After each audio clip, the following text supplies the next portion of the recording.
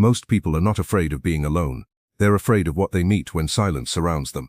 The fear of abandonment isn't just about others leaving us. It's about the terrifying possibility that we are not enough without them. This fear drives us to cling, to overgive, to silence our own needs in hopes of staying loved. But in doing so, we abandon ourselves. The pain of being alone often uncovers an old wound we never dared to confront. The fear that without validation we are worthless. But this shadow can be our greatest teacher.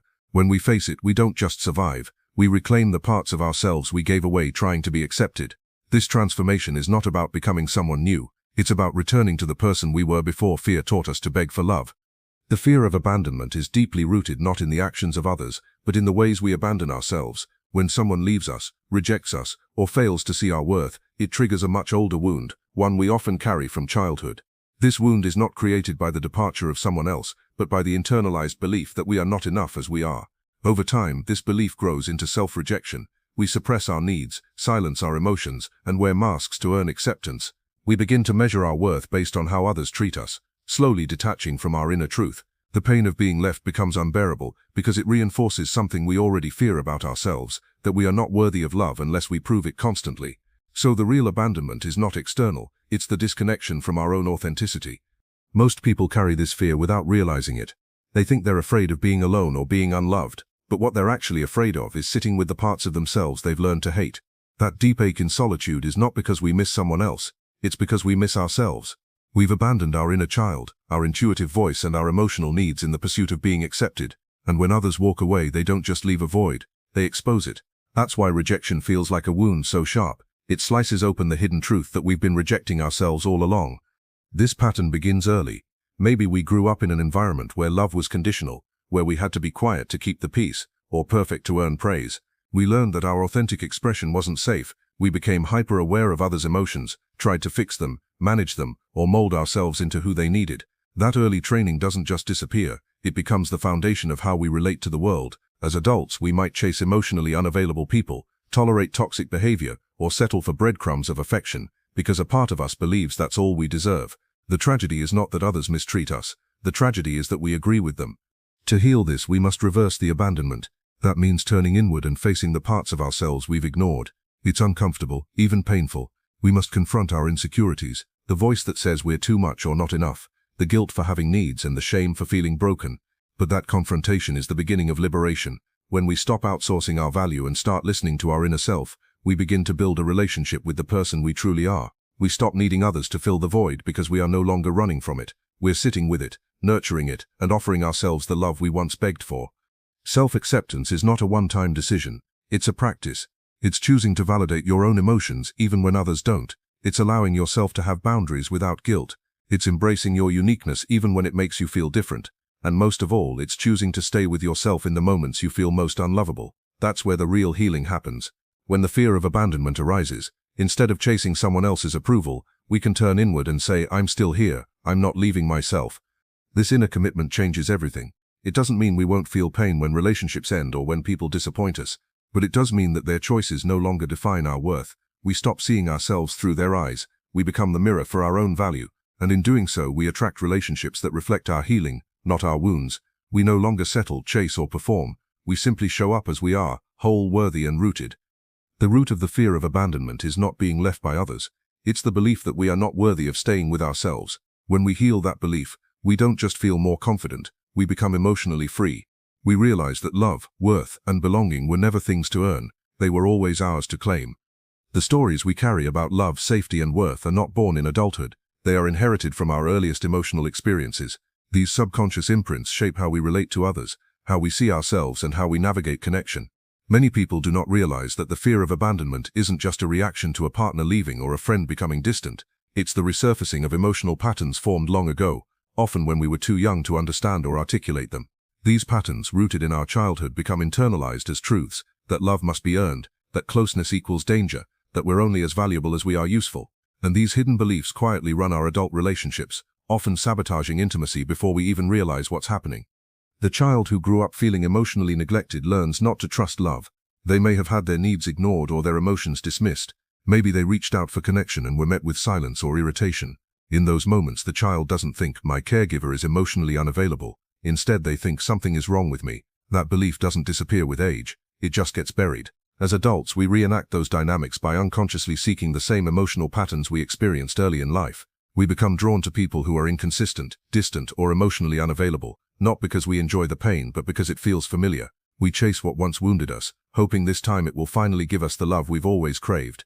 At the same time, some people go the opposite route. They avoid intimacy altogether. Because their nervous system equates closeness with pain, they build walls. They might become overly independent, dismissive of their own emotional needs, or cold in relationships, not because they don't desire love, but because love has been unsafe. They fear that if they let someone in, they'll be rejected, abandoned, or hurt again, so they shut people out before anyone gets too close. This is not conscious self-protection, it's trauma encoded in the body, repeating the past in an attempt to survive. The most powerful part of these patterns is that they are hidden. Most people don't know they're repeating their childhood. They just think they're bad at relationships, or too sensitive, or too cold. But when we start to observe our behaviors, when we notice our triggers, our reactions, and our repeated patterns, we begin to see the truth. These aren't personal flaws, they are survival strategies. They were developed in environments where love was uncertain or conditional, and once we see that, we can begin to unlearn them. Healing begins with awareness. It requires us to ask, where did I first learn this? When we find ourselves overreacting to small things, fearing abandonment from minor distance, or shutting down when someone gets too close, we must pause and reflect. Often those reactions have little to do with the present moment. They are echoes of a wounded child within us who is still waiting to be seen, heard, and held. That child doesn't need more performance or perfection. They need compassion. They need to know that their pain was real, that their emotions were valid, and that they no longer have to repeat the past. This process is not easy. It requires deep inner work. Sometimes it involves revisiting painful memories, confronting uncomfortable truths, or allowing ourselves to feel emotions we've suppressed for years. But this work is not about blame, it's about liberation. By acknowledging how our past shaped us, we give ourselves the power to rewrite the future. We stop reacting and start responding. We stop chasing love and start cultivating it within. We begin to choose partners, friends, and environments that nourish us, rather than trigger our wounds. Reparenting is a powerful part of this process. It means becoming the safe, loving presence for ourselves that we may not have had growing up. When the fear of abandonment arises, instead of numbing it or projecting it onto others, we hold space for it. We listen to it. We ask what it needs. We offer it kindness. Over time, we teach our nervous system that love can be safe, that presence doesn't always end in pain, and that we are worthy of consistency, even from ourselves. The subconscious stories we carry are not fixed. They are fluid, and they can be rewritten. But we cannot change what we are unwilling to face. That's why the path to healing abandonment doesn't start with finding the perfect partner or fixing external circumstances. It starts with going inward, with shining a light on the hidden narratives that control us. As we bring them into awareness, they lose their grip. We no longer act out of fear. We begin to act from self-worth. Ultimately, the fear of abandonment is not about being alone.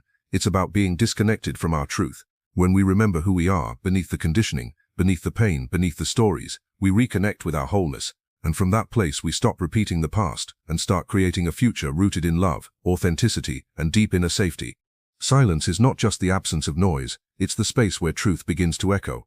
In the fear of abandonment, many people become addicted to noise, to constant communication, to always having someone nearby, to distractions, to staying busy so they never have to feel the emptiness within. But it's in stillness, in solitude, that the most profound healing can happen. When we stop running from ourselves and begin to sit with our discomfort, we give space for the inner child, the one still afraid, still longing, still grieving to finally be heard. Most people mistake this silence for loneliness, but in reality, it is an invitation to turn inward and reconnect with the parts of us we have abandoned long before anyone else did. The need for constant external validation often stems from a deep disconnect from our own inner world. When we were young, if our emotions weren't welcomed or mirrored, if we cried and no one came, or expressed joy and no one noticed, we learned that our internal experience didn't matter. We began to look outside ourselves to know how we should feel, act, or be. Over time, this detachment from self becomes normal. We don't trust our own voice, our intuition, or our emotions. Instead, we seek others to regulate us, to define us, to affirm that we are okay. And when they leave or even just seem distant, we panic, because we've lost the only mirror we ever trusted. But the mirror we truly need has always been within. Until we reconnect with that, no amount of love from the outside will ever feel like enough. Being alone does not have to equal abandonment. But to change that association, we have to confront the pain that arises in solitude. Most people avoid this by jumping from relationship to relationship, or by emotionally clinging to others even when they know the connection isn't healthy. They would rather suffer the slow death of emotional compromise than face the abyss of being alone. But the loneliness they fear is not really about being without others. It's about being estranged from themselves. When we begin to listen to our silence instead of numbing it, we start to hear the buried truths, the grief, the anger, the unmet needs, the forgotten dreams, and in doing so, we begin to come home to ourselves. The process of becoming comfortable in your own presence is not instant. At first, the quiet will feel unbearable. Old wounds will rise, memories will surface, and parts of yourself you've denied will clamor for attention. You may feel more broken, not less, but this is the beginning of transformation. It's like detoxing from a life lived on emotional autopilot. You are clearing the noise that has kept you from meeting the most important person you will ever know, yourself, and in that meeting, healing begins. Self-soothing is one of the most essential tools for this journey. It means learning how to sit with your feelings without judgment. When you feel abandoned, you don't rush to fill the void. You sit with the ache. You place a hand on your heart and breathe. You remind yourself that you are safe, that this pain is old, and that you are here for it now in a way no one was before. This act alone begins to rewire your nervous system. It teaches your inner world that discomfort is not dangerous, and that you no longer have to run from yourself to survive. Over time, the fear of being alone transforms. Solitude becomes sacred. You begin to see that your value was never in how others saw you, but in how deeply you could see yourself. Relationships stop being lifelines and start becoming mirrors, reflecting back your own growth rather than compensating for your wounds. And because you no longer abandon yourself, you stop tolerating situations that do. You become less reactive, less needy, and more grounded in who you are. This doesn't mean you won't feel pain or desire connection. It means connection will come from a place of fullness, not fear. Facing yourself is the greatest act of courage. Most people never do it. They spend their lives running from discomfort, from silence, from the parts of themselves they've deemed unworthy. But when you finally stop and turn toward your pain instead of away from it, you reclaim your power. You become whole, not because someone else completed you, but because you remembered you were never broken. The shadow of abandonment loses its grip the moment you decide not to abandon yourself anymore. And that decision, while simple, is revolutionary. It shifts the entire foundation of your life. It changes how you relate, how you love, and how you live. Because when you are at peace in your own presence, you stop chasing love, and instead you become it. The journey to healing the shadow of abandonment ultimately leads to an entirely new kind of connection, one that begins from within and extends outward. Most people believe healing means finally finding someone who won't leave, someone who can love them unconditionally, someone who will fill the gaps left by those who hurt them. But this belief itself is rooted in the very wound they are trying to heal. When connection is used as a tool to escape pain rather than a space to share our truth, it becomes dependency, not intimacy. And true healing only begins when we stop seeking people to save us and start becoming the one we needed all along. When you stop outsourcing your sense of worth and belonging, you begin to create a foundation of self-trust. This is where transformation begins. You no longer enter relationships hoping to be completed or validated. You enter them with the desire to share what you've already found within yourself. This changes everything. You no longer tolerate breadcrumbs of affection or chase unavailable people. You don't confuse chaos with chemistry.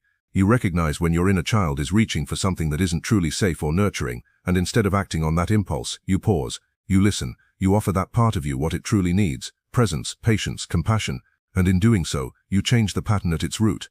This kind of inner work is not glamorous. It doesn't happen in grand moments but in quiet ones. The nights you cry and hold yourself instead of texting someone who's no good for you. The mornings you wake up anxious but choose to sit with yourself rather than run to distractions. The times you tell yourself, even if no one is here, I am. These small acts of self-loyalty add up.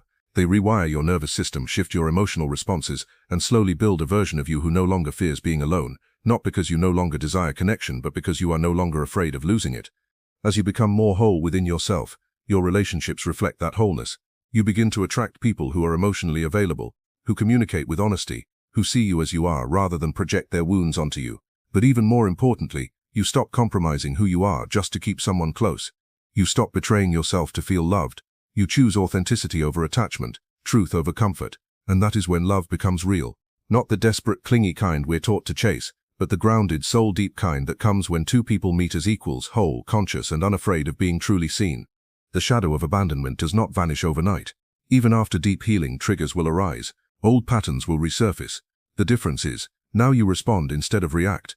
You can recognize the voice of fear without becoming it. You can feel the urge to run, to cling, to shut down, and choose differently. That choice is power. That choice is healing. And the more you make it, the more your identity shifts from someone who was abandoned to someone who now chooses connection with intention, not desperation. Healing is not about erasing the past. It's about creating a future where the past no longer controls you. The abandonment you experienced may have shaped you, but it does not define you. Your worth is not determined by who stayed or who left. It is found in how you now choose to show up for yourself, in the way you speak to yourself, in the love you give yourself when no one else is watching. This is the deepest form of connection, one that cannot be broken because it's rooted in your own soul. And when you live from this place, relationships become a bonus, not a necessity. You are no longer starving for love, approval, or attention. You can give and receive from a place of abundance, not lack. You can walk away from what hurts without collapsing. You can stand alone without feeling empty, because you've done the work, you've faced the fear, you've befriended your own aloneness and discovered that beneath the pain was a power that was always yours. The paradox is, the more at peace you are in solitude, the deeper your connections become. When you stop demanding others fix what's broken in you, you free them to simply love you, and you free yourself to be loved, not as a solution but as a soul. That's the final layer of healing, not just self-love, but sacred connection, first with yourself then with others, not because you need it to survive, but because you're finally ready to receive it fully. Healing the shadow of abandonment is not the end of your story, it's the beginning of a new chapter, one where you stop fearing loss and start trusting your own presence, one where you don't chase, cling or settle but stand tall in your wholeness, one where you are no longer defined by who didn't stay but by the love you now offer to yourself and the world. This is true connection, the kind that lasts, the kind that liberates, the kind that begins and ends with you.